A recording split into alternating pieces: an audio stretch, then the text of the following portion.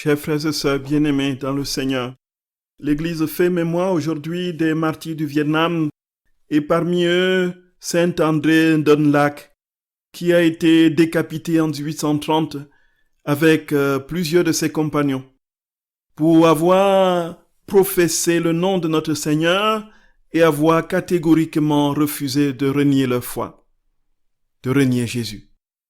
Nous voici, frères et sœurs bien-aimés, au cœur du mystère même de la vie chrétienne. Notre vie n'est pas ici-bas. La véritable vie est avec le Seigneur. Et c'est pourquoi Saint Paul dira, nous sommes concitoyens du ciel. Et si nous vivons, c'est pour le Seigneur que nous vivons, frères et sœurs. Le martyr nous rappelle que nous avons été créés pour Dieu. Et que rien, aucune réalité de ce monde, y compris la vie biologique, ne peut être au-dessus de la perspective de la rencontre de l'union avec Dieu. Et les martyrs nous donnent de comprendre que le seul bien véritable, c'est la communion avec Dieu éternellement. Nous sommes des citoyens du ciel. Notre vie est à Dieu, frères et sœurs. Notre vie est au ciel. Et c'est pourquoi notre Seigneur dira d'une manière forte et précise dans Jean au chapitre 14, « Il y a beaucoup de demeures dans la maison de mon Père. » En quelque sorte, il ne dit pas « Voici, demeurez sur la terre et établissez-vous dans le bien-être. » Il dit « Il y a beaucoup de demeures dans la maison de mon Père. Sinon, vous aurez dit, j'irai vous préparer une place. Quand je serai allé vous préparer une place, je viendrai vous chercher pour que là où je suis, vous aussi, vous y soyez. » Notre destinée définitive, c'est d'être avec Dieu, d'être en communion avec Dieu, frères et sœurs bien-aimés. Et les martyrs nous rappellent cette vérité qui, malheureusement, de plus en plus, s'essouffle, s'estompe et s'éloigne de nos cœurs, y compris de nous chrétiens, qui très souvent travaillons pour nous établir toujours plus confortablement dans les réalités de plaisir d'un monde qui est en train de s'achever. Le Seigneur nous dit par les martyrs, regardez-moi, je vous attends, dans la communion pleine avec moi, dans l'intimité parfaite avec moi. Pourquoi regardez-vous vers la terre? Levez les yeux et voyez, je vous attends, j'ai préparé pour vous une place. Il s'ensuit, frères et sœurs bien-aimés, que le chrétien véritable, c'est celui qui n'a qu'un seul désir, être un avec son Seigneur. Et cette communion avec Dieu n'attend pas la mort. Elle commence ici, dès ici-bas. Et les martyrs sont ceux qui ont eu cette intime communion avec Dieu dès ici-bas, qui leur a ouvert avec les persécutions les portes définitivement du royaume.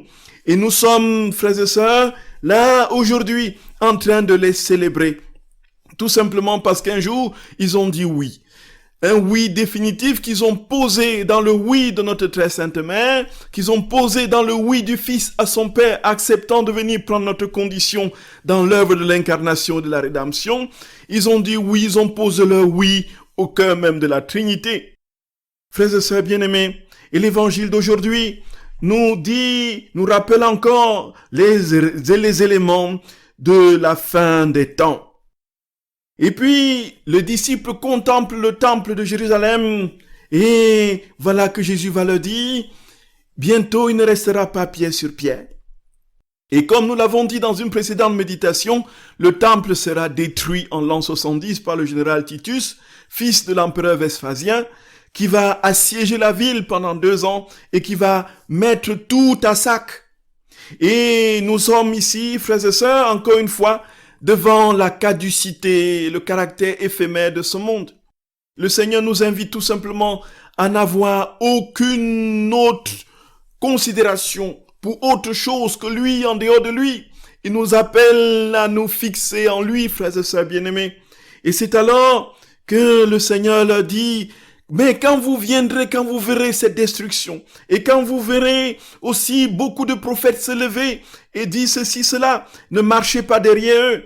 Quand vous entendrez parler des guerres et des désordres, ne soyez pas terrifiés. Nous sommes ici dans l'invitation que le Seigneur nous fait de ne pas nous préoccuper des conditions de la fin, mais de rester dans la veille. Et nous savons que par ces temps, dans les milieux chrétiens circule un ensemble de choses qui sont dites sur la fin et parfois même de manière très indélicate et dangereuse, des précisions sur la fin des temps. Frères et sœurs, nous n'en savons rien. Le Seigneur nous demande tout simplement de veiller et de prier. Il nous demande d'être comme justement ces personnes qui veillent attendant éventuellement un voleur qui ne vienne point percer la maison. Et les questions des fins dernières, frères et sœurs, ne nous sont rapportées que pour que nous soyons pleinement unis à Jésus dans la prière, que notre vie soit continuelle prière. Et c'est alors que quel que soit le moment que les temps viendront, quelles que soient les conditions de la réalisation des fins dernières, alors nous sommes sûrs que nous serons dans les mains de Dieu. Et déjà nous sommes dans ses mains, frères et sœurs, et nous sommes certains que rien ni personne ne pourra nous y arracher, tout simplement parce qu'il a dit « Je t'ai gravé dans les paumes de mes mains ». Et ce qu'il dit se réalise toujours, puisqu'il est Dieu et que sa parole c'est lui-même. Frères et sœurs, qui nous accorde la plénitude de son amour et qui nous donne de comprendre jusqu'où nous sommes tout simplement de passage ici-bas et que bientôt, le visage du Seigneur rayonnera sur notre âme et nous serons un avec lui si nous lui avons déjà ouvert notre cœur ici-bas, si nous lui avons découvert notre néant pour qu'il investisse de son tout. Qu'il nous bénisse et nous garde, lui qui est Père, Fils et Saint-Esprit. Amen.